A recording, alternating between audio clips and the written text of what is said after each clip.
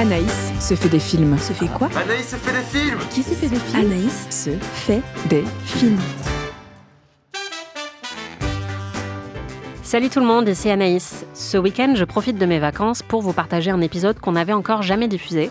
Il s'agit d'un épisode enregistré lors du Spotify Radar Festival, dans lequel je vous parle du film Sous la Seine avec la journaliste et amie du podcast Mathilde Mélin. Sous la Seine, c'est un film d'une qualité un peu douteuse, mais qui appartient à l'un de mes genres préférés, le film de requin. Certes, il y a Les Dents de la Mer de Spielberg, qui est un incontournable et qui est le blockbuster originel, je vous en avais déjà parlé dans un épisode précédent du podcast, mais il y en a plein d'autres qui sont plus ou moins réussis, mais honnêtement, même les plus nuls sont toujours fun à regarder. Parmi mes préférés, il y a The Shallows ou Instinct de survie de Jaume Collet-Serra. C'est un film avec Blake Lively, qui est une surfeuse coincée sur un rocher à quelques mètres du rivage, mais qui doit affronter un requin géant pour espérer regagner la plage. C'est génialissime, vraiment parfait pour l'été. J'adore aussi Open Water, en eau profonde, un film de 2003 qui m'a complètement traumatisée quand j'étais adolescente et depuis j'ai très peur de me baigner dans des endroits où je ne vois pas ce qu'il y a sous mes pieds. C'est un film qui parle d'un couple qui part en expédition de plongée, sauf que le bateau repart sans eux et les laisse au large. Et alors que la nuit tombe, ça commence à se corser, notamment avec l'arrivée des requins. Vraiment très bon film. Et puis je voulais faire une petite mention spéciale à Kroll d'Alexandre Aja. Techniquement, c'est pas un film de requin, c'est un film d'alligator, mais franchement, c'est tout aussi bien. Vraiment, Alexandre Aja est un grand maître du film d'horreur et celui-là, je le trouve très réussi. Ces films de requins et d'animaux sous-marins, quand ils sont très maîtrisés, c'est génial. Et quand ils le sont un peu moins, on aime quand même s'en moquer. Et c'est ce qu'on a fait avec Sous la Seine. Je vous laisse donc découvrir cet épisode live inédit et on se retrouve la semaine prochaine pour un nouvel épisode.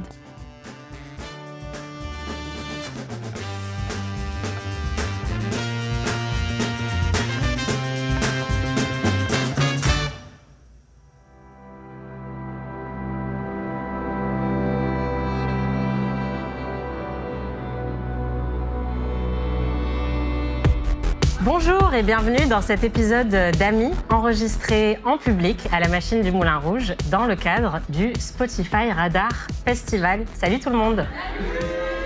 Salut, moi c'est Mathilde et pas Marie. Et moi c'est Anaïs et effectivement Marie a beaucoup changé depuis le dernier épisode qu'on a enregistré. Elle a perdu 25 cm et elle s'est teinte en blonde. C'est ça. Merci de m'avoir proposé Anaïs. Alors pour celles et ceux qui ne connaîtraient pas le podcast Amis, c'est un podcast dans lequel on redécouvre des œuvres de pop culture, parfois des films, parfois des séries. Est-ce qu'il y a des gens ici qui écoutent le podcast Amis ? Oui, trop bien, on est trop contents de vous voir. Donc après avoir regardé 10 saisons de Friends, 3 saisons de Twin Peaks, des gros navets et des chefs-d'œuvre, pour cet épisode un peu spécial, on a décidé de s'attaquer à un film criant de réalisme, un bijou du 7e art, le 2e film français le plus regardé sur Netflix en 2024, Sous la Seine de Xavier Jean. Avant qu'on démarre, j'aimerais aussi savoir s'il y a quelqu'un dans cette salle qui a participé de près ou de loin au tournage de Sous la Seine. C'est juste pour présenter mes excuses en avance. C'est bon, tu peux te lâcher, personne n'a dit. Voilà, c'est ça. Si c'est le cas, sortez de la salle parce qu'on va peut-être pas être très gentils. Bon, alors on va passer un peu aux choses sérieuses. Anaïs, pour les gens qui ont la malchance de ne pas avoir vu ce chef-d'œuvre du 7e art, est-ce que tu peux nous résumer le film en 30 secondes ? Ça commence avec un personnage joué par Bérénice Bejo, qui est fan de requins, donc requinologue. Requinophile. Voilà, et requinophile, qui est en mission dans le Pacifique avec son mari et des amis à elle. Son mari lui dit « je t'aime » très tendrement, donc on comprend qu'il va mourir 25 secondes plus tard. Et effectivement, il meurt 25 secondes plus tard, mangé par un très gros requin qui s'appelle Lilith. Et ensuite, le film démarre, on est 3 ans plus tard, on est à Paris, juste avant l'organisation d'un événement sportif à retentissement mondial. Toute ressemblance avec la réalité serait évidemment fortuite. Et l'organisation de cet événement va pas très bien se passer puisque cet énorme requin a décidé de se pointer à Paris. Pourquoi ? De faire on ne le tout saura le jamais. chemin du Pacifique jusqu'à Paris, donc bravo à elle quand même, je pense qu'on peut l'applaudir. Et donc Bérénice Bejo va devoir combattre ce requin à main nue. Non, malheureusement c'est pas ça qui se passe dans le film, j'aurais bien aimé.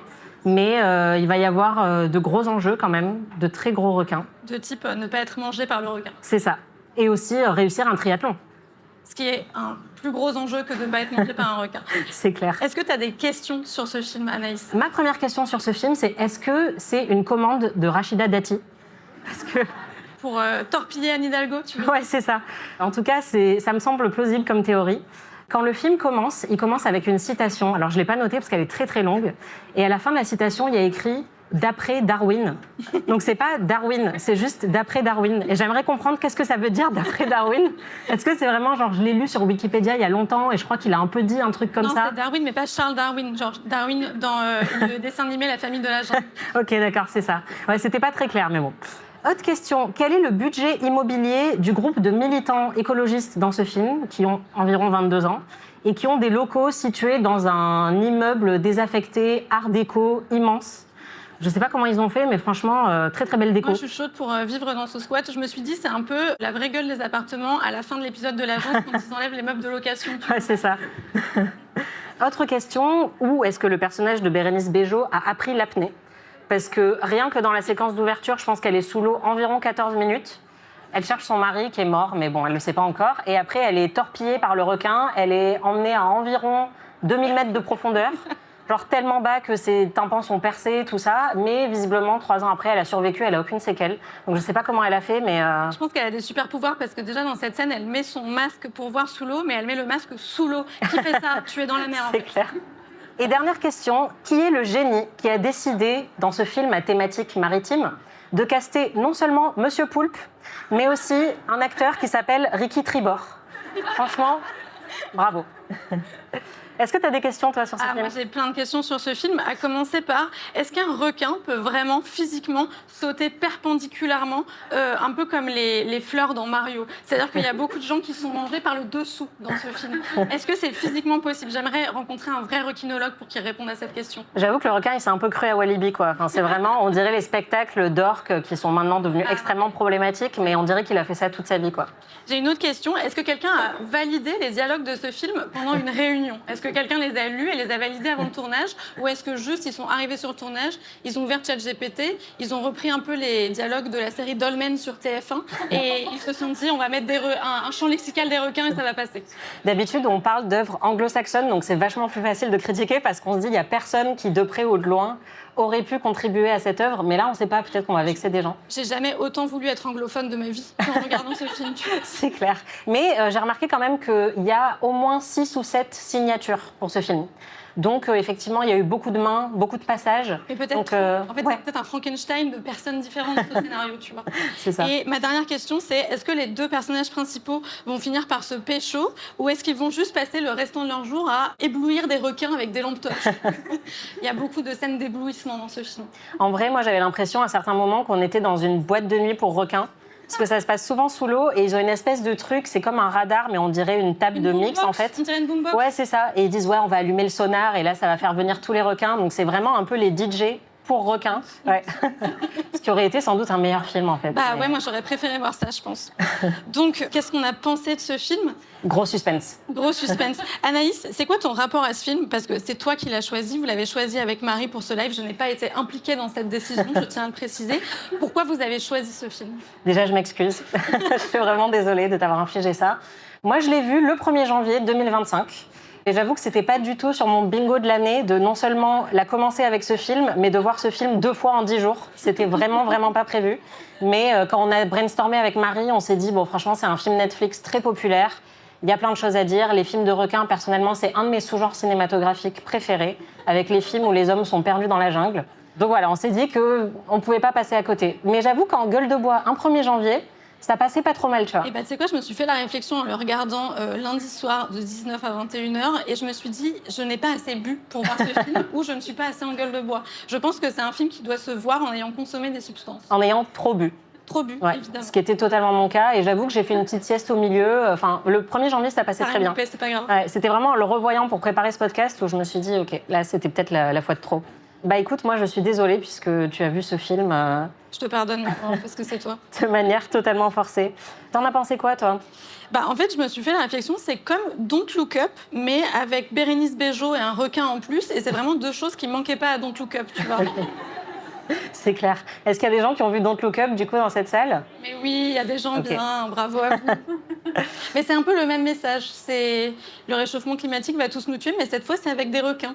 C'est vrai. Mais bon, on va en reparler aussi des messages de ce film, parce que je pense que Plus spécifiquement, le message de ce film, c'est les femmes vont nous tuer. Ouais, les femmes requins, mais bon, les femmes en général. Ouais, les femelles. C'est dit quasiment texto dans le film. Donc, On va faire une petite présentation rapide des personnages. Est-ce que tu peux nous parler un peu de Sophia Assalas, cette donc requinologue / requinophile, qui est incarnée par Bérénice Bejo? Comment tu la décrirais? Donc elle est veuve, la pauvre. Et on sait qu'elle est mentalement instable quand le film commence, puisqu'elle est très décoiffée. Vraiment, le matin, elle n'a pas le temps de... Puis elle a des t-shirts un peu amples. Voilà, et des pulls à capuche, ce qui est vraiment un signe d'instabilité assez criant dans les films. Et on sait qu'elle aime la nature et les animaux, puisqu'elle a une baleine tatouée sur le poignet. Et elle a des colliers à coquillages. Donc voilà, le film était vraiment assez subtil dans l'exposition. Mais comme ça manquait un petit peu, ils en ont rajouté. Elle a une boîte chez elle dans laquelle il y a toute l'histoire de sa vie. Donc c'est très pratique. Au début du film, elle ouvre cette boîte et elle regarde des vidéos. Et donc nous, on peut comprendre tout ce qui s'est passé avant que le film commence. Parce que c'est quand même la seule personne sur Terre qui a des rushs de la mort de son mari et qui les a rangés dans une boîte. Et au-dessus, il y a aussi un article avec une grosse photo d'elle et son nom. Je me suis dit, c'est un peu chelou de ranger la mort de ton mari et un portrait de toi dans Télérama dans la même boîte, mais bon, certes. C'est clair. L'autre personnage un peu principal de cette histoire, c'est le brigadier Adil Faez, qui est joué par le comédien Nassim Lies. Comment tu le décrirais? Oui, alors moi, je l'ai surnommé le joli flic dans mes notes. J'avoue que je ne me suis pas trop préoccupée des prénoms de tous ces personnages. Donc j'ai Bérénice Bejo, le joli flic, la militante. Et lui, c'est vraiment, je pense, le truc principal qu'il faut retenir, c'est que c'est le plus beau flic de l'histoire du monde. Mais globalement, tous les flics dans ce film ont l'air de sortir d'un défilé Balenciaga. C'est assez flagrant. C'est pas permis d'être aussi jolis, tous. Ils sont vraiment très stylés, mais ils travaillent à la brigade fluviale, ce qui est, je pense... C'est la police de la Seine. C'est la pire police des polices. Tu vas arrêter qui, en fait, à la brigade fluviale? C'est clair. D'ailleurs, à un moment, ils se la jouent un peu cow-boy. Ils sont là, non, mais c'est nous, la police de la Seine. Et genre, personne ne les prend au sérieux. Et il va tout de suite avoir une tension sexuelle avec Bérénice Bejo, évidemment, puisque c'est une femme, c'est un homme. Donc voilà, ils sont deux dans un film, il faut qu'ils aient une tension sexuelle. Et il va très bien la comprendre parce qu'elle a un traumatisme, elle a perdu son mari. Et lui, on comprend qu'il a un traumatisme aussi parce qu'à un moment, il est à son bureau et il a une photo sur son bureau et il la rabat comme ça parce qu'il ne peut plus la regarder. Et donc là, on comprend vraiment, il en a lourd, quoi. Il a une backstory également, c'est un personnage qui existe. Une autre perso... Qui existe à peine, mais qui existe. Il y a des muscliers là, quoi. Ouais. Il y a un autre perso important, c'est Mika, la jeune militante qui vit donc dans cet énorme appartement squat gratos, qui est jouée par la comédienne Léa Lévian. Comment tu la décrirais? Mika, la pauvre, elle prend vraiment cher dans ce film. C'est une militante écolo, on le sait parce qu'elle a les cheveux teints en bleu. Et pas très bien coiffée non plus. Et alors, niveau garde-robe, elle a à peu près la même que moi quand j'avais 8 ans. C'est un peu inquiétant. Elle porte que des pulls en tricot, collection Kiabi, automne-hiver 1992. Vraiment très, très bizarre. Et elle aime beaucoup la nature, donc elle se met souvent à pleurer sur le sort des requins. Et elle est en couple avec une autre fille militante qui, elle, a des traits d'eyeliner plus larges qu'une piste d'atterrissage. Qui est hackeuse. Parce qu'elle hack le tracker du requin pour savoir où il est. Voilà, c'est son intérêt narratif dans ce film. Et elle a des lunettes d'ailleurs, parce qu'elle est hackeuse, donc et un bonnet. Elle est obligée d'avoir des lunettes. Et un bonnet. C'est ça. Mais surtout, le perso principal de ce film, Lilith, le très gros requin, comment tu la décrirais? La Lilith, effectivement, c'est un requin de 7 mètres, donc une belle bête. Et je pense que c'est le strong female character dont on avait besoin. C'est un personnage féminin, alors peut-être pas complexe, mais fort. Déterminée, elle sait ce qu'elle veut, en l'occurrence, aller vivre dans la Seine et bouffer tout le monde. Et moi, j'admire l'ambition féminine, donc voilà, merci à elle. C'est un requin qui a remonté quand même plusieurs océans pour venir à Paris. Pourquoi? On ne sait pas. Peut-être qu'elle voulait voir la Tour Eiffel. Non, mais l'explication qui est fournie par le film, c'est Paris fournit un écosystème unique dans lequel elle va se sentir bien, said no one ever. Personne ne se sent bien dans cette ville, quoi. C'est clair. À ton avis, c'est quoi les motivations de Lilith pour venir bouffer tout le monde? Est-ce que c'est plutôt un postpartum difficile ou juste c'est pour nous rappeler que le triathlon ne devrait pas exister? C'est, je pense, les deux. Très bonne théorie. Moi, je me suis dit qu'en fait, dans l'océan Pacifique, elle avait peut-être trouvé un guide du routard, tu vois, jeté par là. Elle a vu une super reco de crêperie à Pigalle. Elle s'est dit, je vais aller voir. Et entre-temps, elle est arrivée, elle a vu qu'il y avait des triathlonneurs, comme ça qu'on dit, j'imagine. Non, des triathlètes. Je te corrige pas, mais le cœur y est. Sachez qu'avant qu'on commence l'émission, je lui ai dit, est-ce que la Seine, c'est un fleuve? Donc, on part de loin quand même. Elle m'a dit, la Seine, c'est quoi? Et j'ai pas compris la question tout de suite. Mais oui, donc elle veut manger tous ces triathlonneurs parce qu'ils ont l'air bien dodus et en forme. Et voilà, je pense qu'elle avait faim et je la comprends. En vrai, elle a tout le temps faim et je peux m'identifier à Lilith sur ce plan. Il faut qu'on parle aussi d'un autre personnage. Tout à fait. Pour ceux qui l'ont vu, vous allez tout de suite voir, mais si vous ne l'avez pas vu, il faut absolument que vous couriez en rentrant chez vous. Regardez Sous la Seine pour ce personnage. Ce personnage, c'est la maire de Paris. Et je dirais que, à mon avis, Anne Hidalgo et Valérie Pécresse peuvent porter plainte contre ce film. Parce que c'est sans doute le personnage le plus antipathique de l'histoire de la fiction. Je ne sais pas ce que tu en as pensé en la voyant, mais... Personne ne mange ses salades comme ça sur son bureau en disant aux autres « Écoutez, débarrassez-moi de ce requin !» À un moment, elle dit ce gros poisson au lieu du requin. Ce gros poisson, oui. Voilà, elle est ignorante, extrêmement agressive. Elle demande au préfet d'étouffer l'affaire du requin. Et évidemment, elle va se faire manger, donc c'est quand même assez jouissif. Mais terrible personnage. Elle demande au préfet, c'est quand même marrant de demander à un vieux préfet de 50 ans avec une casquette façon Didier l'Allemand, tu m'étouffes ça sur les réseaux. Personne n'a pas les réseaux. C'est clair. Anaïs, un de tes domaines d'expertise en tant que critique ciné, c'est le film d'horreur. Où est-ce que tu situerais ce film sur l'échelle du film d'horreur ? Il y a L'Exorciste, il y a Shining et puis il y a Sous la Seine, quoi. Je pense que je le situerais assez bas sur l'échelle des films d'horreur. Déjà, je pense que c'est difficile parfois de définir un film d'horreur, mais pour moi, un des trucs les plus importants, c'est qu'il faut qu'il y ait de la subversion et il faut qu'il y ait du malaise. Il ne faut pas seulement que le film fasse peur, parce qu'il y a plein de films qui peuvent faire peur et pas être des films d'horreur, ça peut être des thrillers, mais il faut qu'il y ait quelque chose d'un petit peu subversif. Or, ce film, a priori, n'a rien de subversif, à part son personnage féminin Il y a un truc complexe. subversif. À un moment, il y a une scène où les flics viennent donner des livres, des couvertures et de la nourriture à un SDF en lui faisant des checks. C'est de la fiction. Enfin, vraiment, on sait qu'on est dans une fiction, quoi. Il faudra qu'on reparle de cette scène, oui, parce qu'il les déloge du coup pour pouvoir mettre en place le triathlon et le SDF est ravi d'être délogé. Il leur dit mais ouais, moi je suis fan de triathlon, vous inquiétez pas les gars. Donc oui, clairement. Il finit mangé par le requin. C'est suggéré, mais on le comprend. C'est ça. Mais oui, je pense que déjà, si c'était un vrai film d'horreur, il y a un petit chien à un moment, le petit chien serait mort. Il aurait été bouffé par le requin, il aurait été transformé en snack direct. Et là, on croit qu'il va se faire manger. Il grogne un peu, il y a le requin qui passe comme ça, on voit l'aileron. Et en fait, le chien est épargné. Donc j'ai envie de dire, ce film manquait un peu de coronesse, tu vois. Évidemment, quand on pense au film de requin, on pense aux Dents de la Mer de Steven Spielberg. Est-ce que tu dirais que c'est un espèce de remake cheap des Dents de la Mer ou plutôt un hommage à ce film ? Ni l'un ni l'autre. À part le fait qu'il y a un gros requin, j'ai du mal à voir la ressemblance. Si vous avez vu Les Dents de la Mer, vous savez qu'il y a quand même une réplique iconique qui est « on va avoir besoin d'un plus gros bateau ». Si ce film avait osé mettre une réplique qui était « on va avoir besoin d'un plus gros fleuve », c'est pour ça que je demandais si la Seine était un fleuve, là, j'aurais admiré l'hommage. Mais en l'occurrence, non, on n'a aucun rapport avec Les Dents de la Mer. Et puis Les Dents de la Mer, c'est quand même une masterclass de mise en scène. Tout le principe du film, c'est qu'on ne voit pas beaucoup le requin parce qu'en termes d'effets spéciaux, ils n'avaient pas beaucoup de moyens et donc ils devaient créer de la suggestion et de l'anticipation autrement, avec beaucoup d'inventivité.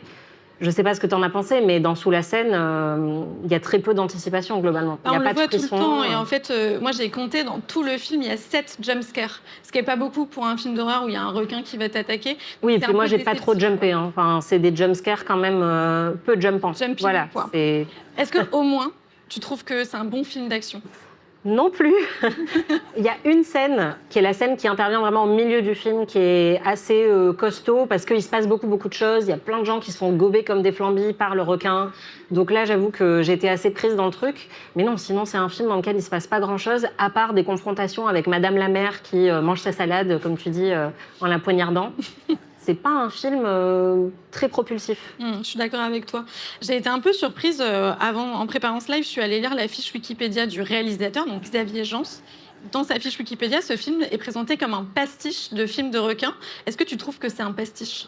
Moi, je pense qu'ils ont mis ça a posteriori. Tu vois. Ils ont vu quelle était... Pour justifier la bourde, on s'est dit merde, on va dire que c'était une blague. C'est ça. Ils ont vu la note Rotten Tomatoes et non, en fait, c'est un pastiche. C'était pas censé être premier degré.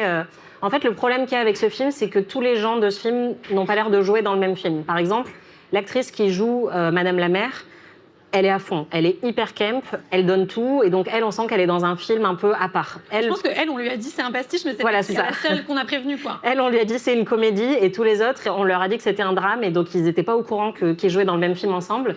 Mais non, pour moi, un pastiche, il faudrait que ça pousse vraiment beaucoup plus loin la satire. Ça reprend certes les codes du genre, mais honnêtement, j'ai envie de dire que le film de requin est souvent médiocre. Des très bons films de requin, il n'y en a pas beaucoup, donc celui-là, en fait, se cale totalement. Un bon film de requin. Au-delà des Dents de la Mer, qui est vraiment la référence, je dirais que dans les films semi-récent.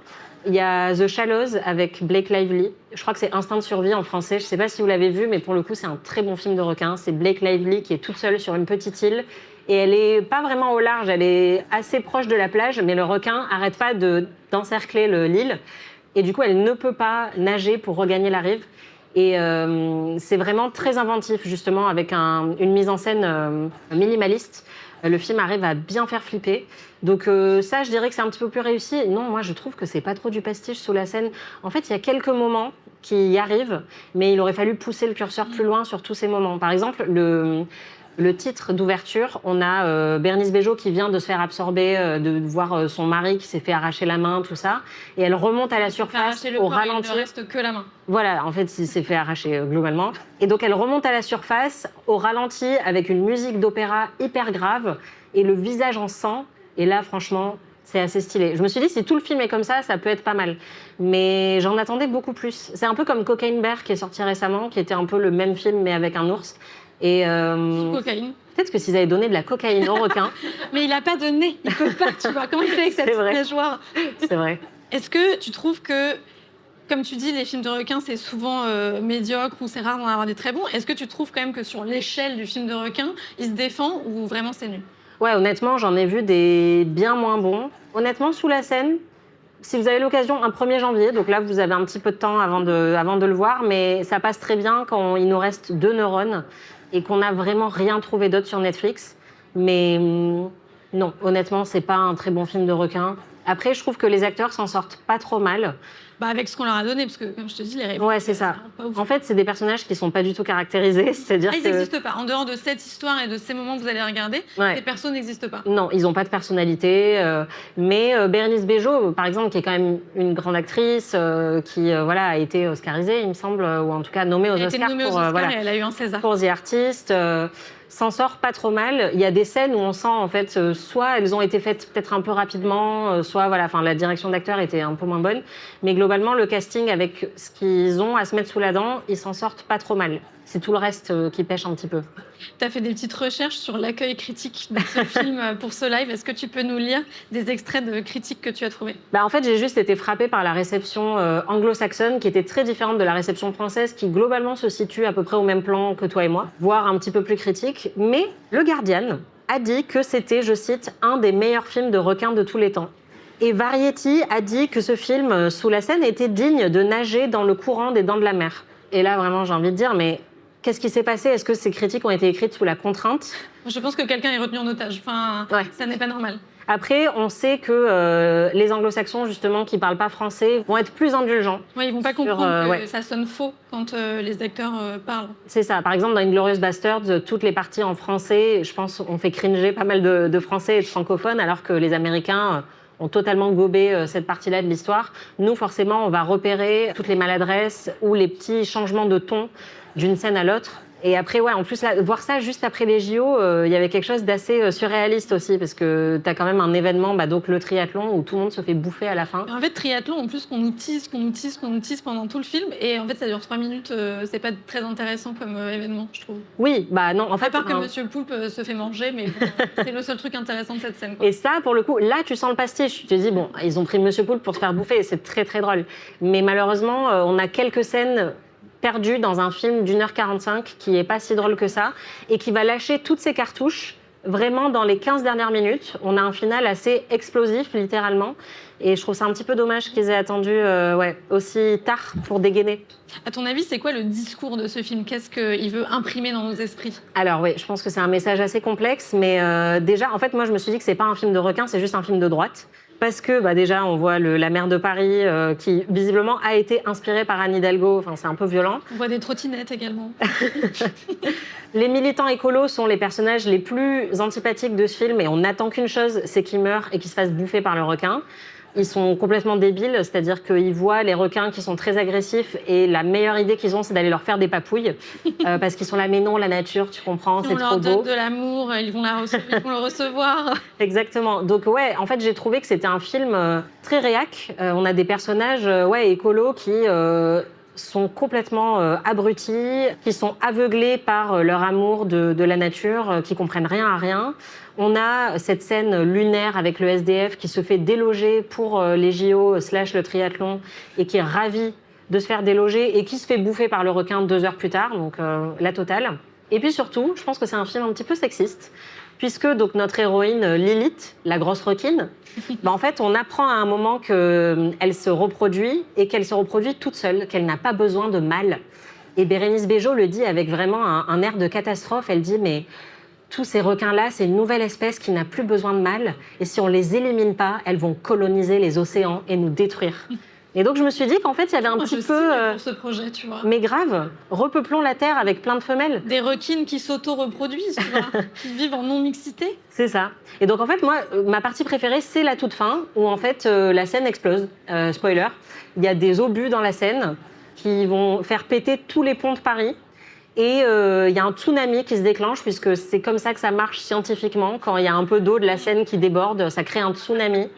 Et donc, l'intégralité de la ville de Paris se retrouve inondée sous l'eau et il y a des requins partout. Et pour moi, en fait, ça devrait être le début du film. Bah oui, j'adorerais. Mais ouais, moi, je préférais voir Bérénice Bejo. Tu vois, mais il y a des requins qui rentrent chez eux, ça serait beaucoup mieux. C'est ça, genre dans le métro, qui essaye de se battre contre les requins. Enfin, moi, je signe pour ce film-là. Après, peut-être que ça va être ça, la suite, en fait. Oui, parce qu'il va y avoir un deuxième film qui va entrer en tournage en septembre prochain. Tout sous, tout scène. Est-ce que tu le regarderas, ce deuxième? Franchement, je viens de m'auto-hyper. Je t'aurais dit non il y a 5 minutes, mais là... Ça se trouve, ça serait à Tokyo, tu vois. Mais ouais. C'est quoi, scène drift? Tokyo Drift, putain, j'adore. Est-ce qu'il y a une réplique qui t'a marqué? Est-ce qu'il y a une meilleure réplique pour toi? Alors, il y en a une, c'est hors contexte, honnêtement, ça va pas trop vous parler, mais il est beaucoup question de balises dans ce film, puisque c'est les balises qui servent à récupérer les requins, tout ça, et à plusieurs reprises dans le film, il y a un personnage qui, pour interpeller les autres personnages, lui dit « La balise numéro 7 ». Et là, tu as une musique sombre qui apparaît et tu comprends qu'elle vient de dire un truc hyper important et donc il faut prêter attention et arrêter de faire la vaisselle. Et j'ai jamais trop compris en fait le rôle de la balise numéro 7, mais on nous en parle beaucoup dans ce film. Bah, on sait que c'est la balise de Lilith, mais bon, est-ce si intéressant, tu vois? Est-ce qu'elle pourrait pas juste dire le gros requin qui a mangé ton mari? Ouais, à la rigueur, voilà. Je préférerais comme ça. Toi, t'as noté une bonne réplique? Ouais, bah alors j'ai du mal à trouver des bonnes répliques parce qu'il y en a pas beaucoup, mais il y en a une que j'ai quand même beaucoup aimée, c'est « Mais ça va pas, non? C'est pas un chien, c'est un requin !» qui est vraiment dit sur ce ton-là. Voilà. En même temps, vu que la meuf est en train de caresser le requin, j'ai envie de dire pourquoi pas. Et il y a aussi la fameuse exclamation au début, puta madre, mais qu'est-ce que c'est que ça? Avec cet accent-là, hein. C'est pas un personnage hispanophone, c'est vraiment un homme blanc de 40 ans avec une combi de plongée, quoi. Voilà, une expression de surprise très courante dans le langage commun. Est-ce que pour toi, il y a quand même un MVP, un perso qui t'a plu dans ce film? Bah, honnêtement, pour moi, c'est tous les milliers de requins qui bouffent tout le monde à la fin et qui sont venus en mode disco. En plus, ils allument des flashlights dans la scène. Je sais pas, ce moment m'a beaucoup plu. Si tout le film avait eu tous ces requins, ça aurait été vachement mieux. Ouais, je suis d'accord avec toi. C'est qui ton MVP à toi? Moi, c'est quelqu'un qu'on voit pas à l'écran, c'est le dermatologue qui a dû soigner tous les acteurs qui ont tourné dans des eaux dégueulasses pendant 3 mois. C'est clair. Surtout qu'ils ouvrent beaucoup la bouche. Vous savez, on fait ça à la piscine parfois, genre. Et eux, ils font ça dans la Seine, quoi. Déjà, à la piscine, je recommande pas, mais... Non, non, puis pour le coup, l'eau de la Seine est vraiment très réaliste et couleur caca, quoi, la moitié du film. Pourtant, il me semblait qu'elle était douce. Enfin, en tout cas, c'est ce qu'on nous a dit cet été. Donc, ouais, mais on n'ira pas faire de triathlon dans la Seine, ni toi ni moi. Et écoute, merci beaucoup, Anaïs. Merci, Mathilde. Merci à vous de nous avoir écoutés. Merci. Et merci évidemment à Spotify de nous avoir invités au Festival Radar. Merci à vous d'être venus. Merci.